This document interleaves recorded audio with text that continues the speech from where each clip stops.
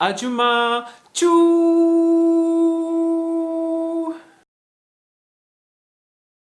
Annyeonghaseyo, goeiedag, goeiemiddag, good evening, good day. My name is Tian. I'm 27 years old and I live in Pretoria. Welcome back to my channel. I'm happy to have you see me again for another Korea adventure story time. Today, I will be telling you a very awkward little story that happened to me on the subway. So let's start. I was in Unengdong, which is the previous downtown area for Daejeon, where I stayed now. Currently, it is Dunsandong, where most people go to party. And Unengdong has become more a hangout for middle schoolers and for shopping rather than partying. But it was one of my favorite places to go. And that day, I cannot remember exactly why I went to Unengdong, but on this subway, on my way back on the subway, I got into the train, or I got into the car, and if you've been on a Korean subway before, you would know that there are dedicated seats to elderly, sick people, and also pregnant women that are usually to your right hand side as you, if you walk now. Wow, this is very confusing to explain. But yes, so they can either be on your right or left hand side. But here are two pictures of what it looks like. So they are usually yellow. And then throughout all the other cars, you also find these cute pink seats with the little teddy bears on them that are specifically there for pregnant women. So most people will go by the rule that you don't sit there, especially if you're not elderly, sick, or pregnant. And that is usually the rule that everybody follows. On this specific occasion, I was in one of the cars where they had a whole section that is just dedicated for old people, sick people, or pregnant women. So the whole entire row in the middle of the car is just yellow on both sides. So again, no one was sitting there. Me and there were other young Koreans that were just next to me. We were standing, and across from me was a group of Ajummas. Now, Ajummas are usually elderly women or married women, but they have become a term, or they have become a very specific, almost magical creature that people talk about. In this regard, Ajumas are usually old ladies that are very strong-willed. I mean, if they need to get past you, they will push and shove you out of the way just to get where they need to be. And you also see a lot of them selling not meats, but vegetables and fruits and things at markets. So I was standing there, and then this Ajumma just, I think she tried to get my attention, and then in Korean she told me to sit down. And I just went like, "괜찮아요. It's okay. No, I mean, everybody else is standing around them, and the seats behind me, no one was sitting there, but it was again designated for old people, sick people, and pregnant women." So I was standing there, and she told me, "No, you know what, sit down, you can sit down."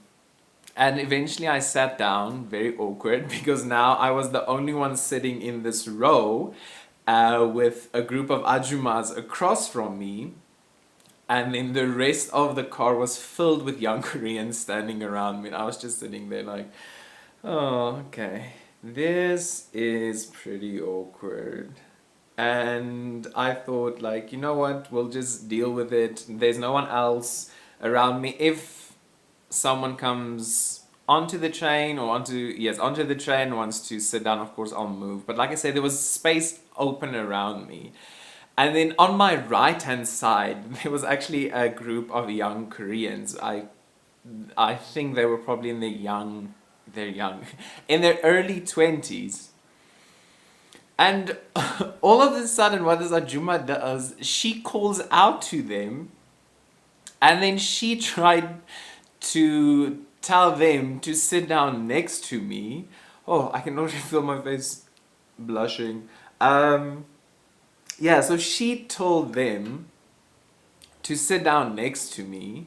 Also just to sit down because I don't need to stand because there's no one else. And they were all just like, you know what, no, let's not do that, it's fine. And you will find in Korea a lot of times on buses and things, if you are a foreigner, there are times where Koreans won't sit next to you just because they might feel uncomfortable with the situation or embarrassed or something like that. So this wasn't something new. I understood their reaction completely. So they said no. So now this Korean woman, it went now from telling them to sit down to actually trying to make friends, um, or to create friends with me and the Korean people and start some kind of friendship that like we should start talking or asking questions. And I'm just sitting there, I'm like, please, world, swallow me up because this is so embarrassing as this woman, this Ajumma, is trying to set me up to make friends for me because I'm this lonely foreigner sitting where old people are supposed to sit all alone. And throughout the ride, other people did get on and sit next to me, but still, those young people did not want to sit next to me at all and did not want to engage. They were uncomfortable. I was uncomfortable. This Ajumma was just the sweetest lady. She was talking to her friends and then talking to the Koreans, and then eventually also she started to talk to me. And many times if you're a foreigner, Korean people will either choose not to speak to you because they feel embarrassed, or they might try to speak to you in English. And then of course you reciprocate that, and you know, you try to have a conversation. But no, this Ajumma was not feeling the English language. She was throwing Korean at me. Now first I need to give a shout out to Jenny Sem. She was my Korean teacher, and I think if it was not for her, I think I would have been lost in translation with what that woman was saying.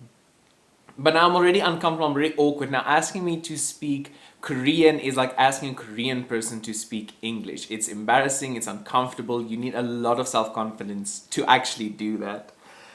But what this Ajumma did was not just make this whole situation awkward, but for the first time, she was the first Korean person, excluding Jenny Sem, my Korean teacher, was the first person to talk to me in Korean at a level at which I understand. And the way she took it, she spoke to me like I was a small child. And to this day, I will forever appreciate her for that. Because what she did, she used basic sentences. Many times when Koreans find out you do know a little bit of Korean, they would start talking and throwing out Korean, and they would use honorifics, and they would use full sentences, and you would just sit there.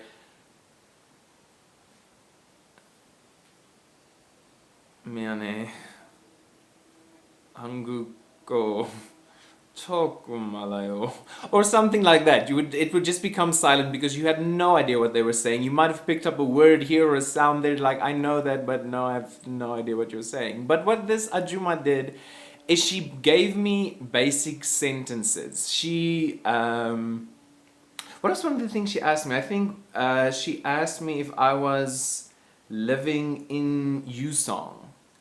Or she asked me where I got. I think she just said "odigayo," which means, if you were to break it down into the basic, it would just be where go. And I'm like, I understand that. And then I told her Yusangayo, so I was getting off at the Yusang stop. I'll actually give you the what do you call it? The Google Maps, just to show you where everything is and how far I had to travel. Because now remember, this started at Unengdong, and I had to go all the way to Yusong, which is about a 25 minute subway ride, and I was sitting with these Ajummas and the Korean students or young people next to me, and all the awkwardness that was going on. So what actually started out as a very awkward moment for me turned out into a Korean conversation that I could actually understand, which I could actually follow, and which I could actually respond to, just because she treated me like a little child. And to this day, I will be forever thankful for that Ajumma. She really she gave me a different perspective. One of my co-teachers, she always talked about Ajumma power. It's just there's just this whole thing surrounding older Korean women and how powerful and strong they are and how they do not take shit from anyone. And then I met this Ajumma. I don't know her name. I never saw her again. She and her friends would continue talking and chattering and laughing, and then she would start talking to me. I'm just very thankful that the situation between myself and the young Koreans to my right didn't go any further, because when she saw how hesitant they were and how uncomfortable they were and probably how awkward and red I was, I think she just really like, no, stop, don't do that. So yeah, I just wanted to share that story with you, a little awkward moment that I had on a subway with an old lady and other Koreans. And I just want to say to that Ajumma, Ajumma, chu 사랑해, 좋아요. Because really she made such a memorable impact on me, and I think it's something that I will never forget in my life. Thank you for watching this video, guys. Please share, like, subscribe, tell your friends, tell your family. The love and support would truly be appreciated, and I'm looking forward to having you see me in my next video. I will try my best to upload every Sunday. I'll try to do Sunday mornings. But at this stage, this weekend, this whole 2 weeks just did not work out for me.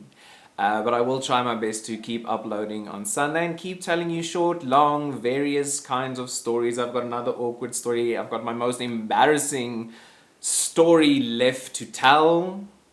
But I'll leave that for a little bit later. Have a wonderful day. Groete, liefde, vrede, vreugde, geluk, blydskap, liefde en al daai mooi dingetjies vir julle.